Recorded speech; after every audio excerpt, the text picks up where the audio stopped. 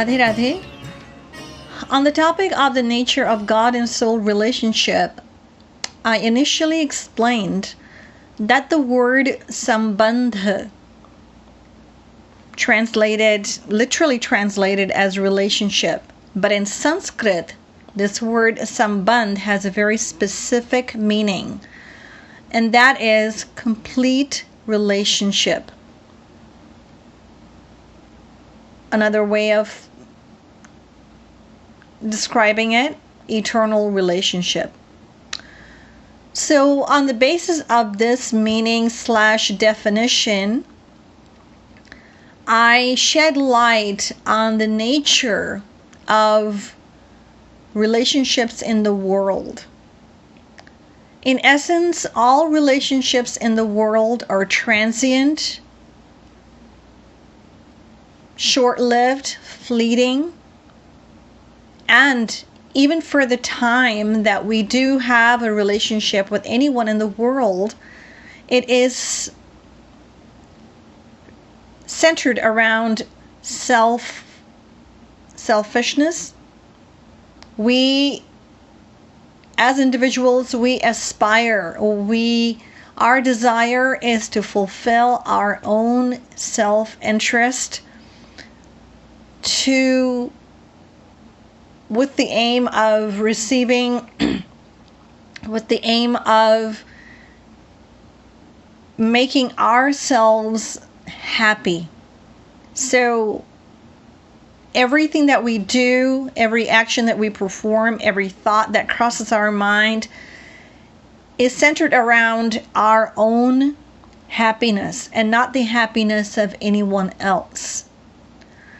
And even for as long as we do have a relationship or we have people in the world whom we feel related to, even if these people were to live for an extended time, say 100 years in a single family, everyone in the family lived for 100 years or maybe longer.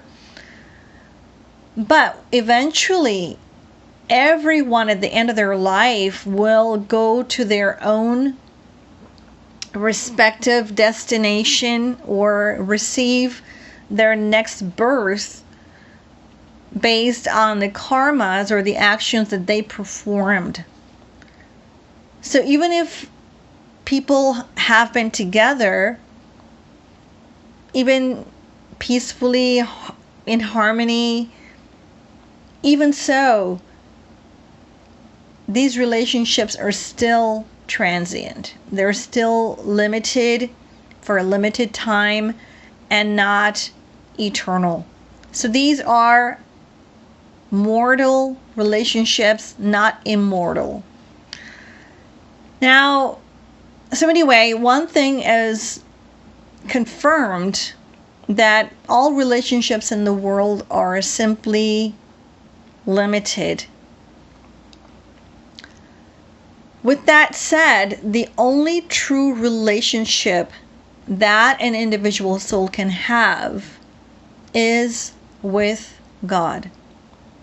Once Bhagwan Sri Ram, he gave a lecture in Ayodhya.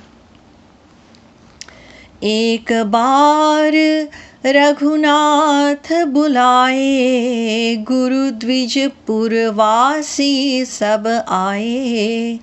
Everyone in Ayodhya went to listen to the lecture. त्याग ही कर्म शुभा शुभदायक, भजहि मोहि सुर नर मुनि नायक. So Bhagwan Ram said, I am your only true relative, not your physical mother, father, children, wife, and husband. Truth be told, these people are bent on depriving anyone in the family if they are inclined towards spirituality. If someone in the family starts walking in the direction of God, the rest of the family becomes indignant. Oh my gosh, what's going on? What's happening? Oh God, he's chanting Radhey Radhey.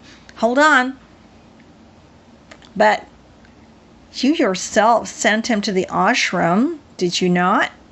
Well, I did, but that is no reason to chant Radhey Radhey all the time, like day and night. It's all right if he chants like in his mind. Now, the rest of the family, sister, brother, parents, and everyone are after him. They're all after him. He doesn't even, poor soul, doesn't even get to have the freedom to practice devotion to God. And even beyond that, the family says, well, if he doesn't stop chanting, then let us go to his guru and fix him. But again, what can the Guruji do? What has he done after all? He has only disclosed the knowledge of the Vedas and Vedic scriptures. To accept the knowledge is up to the individual after all. If it were up to the Guru, he would have transported the entire world to the divine abode, Golok. But that is not the case. So, in reality, how can family members be considered well-wishers? In fact, the bitter truth is that they are not our well-wishers. In fact, they are not favorable.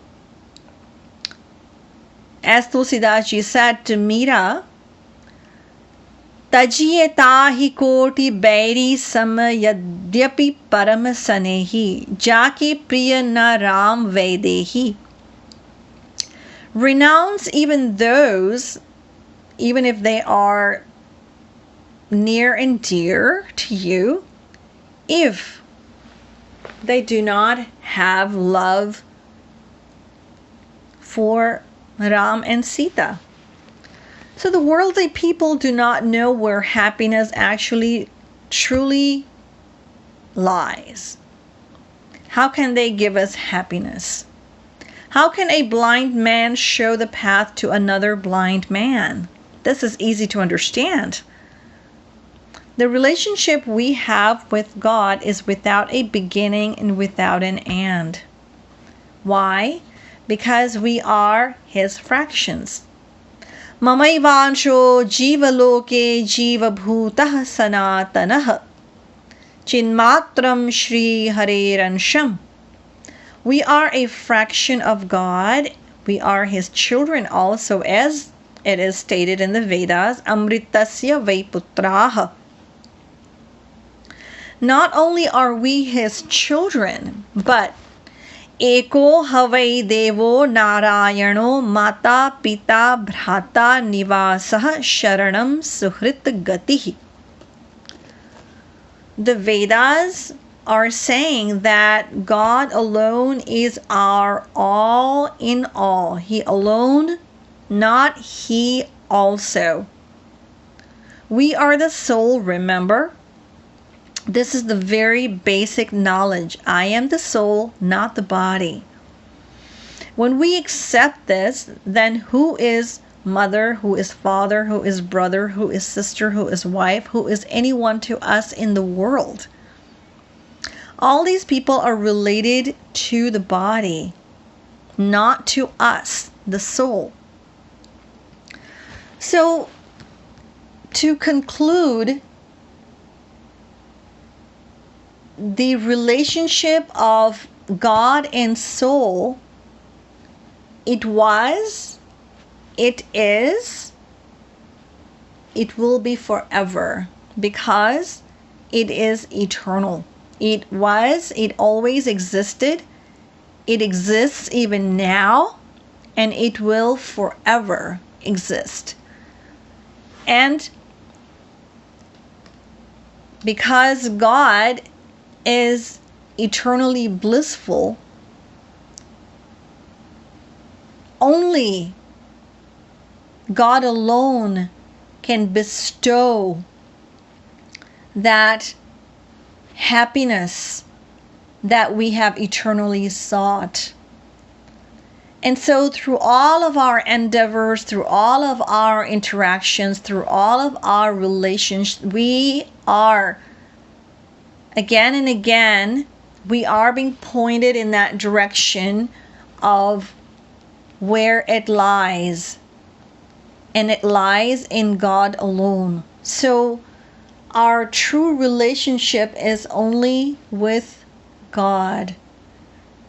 The question now is, how can we reach that God?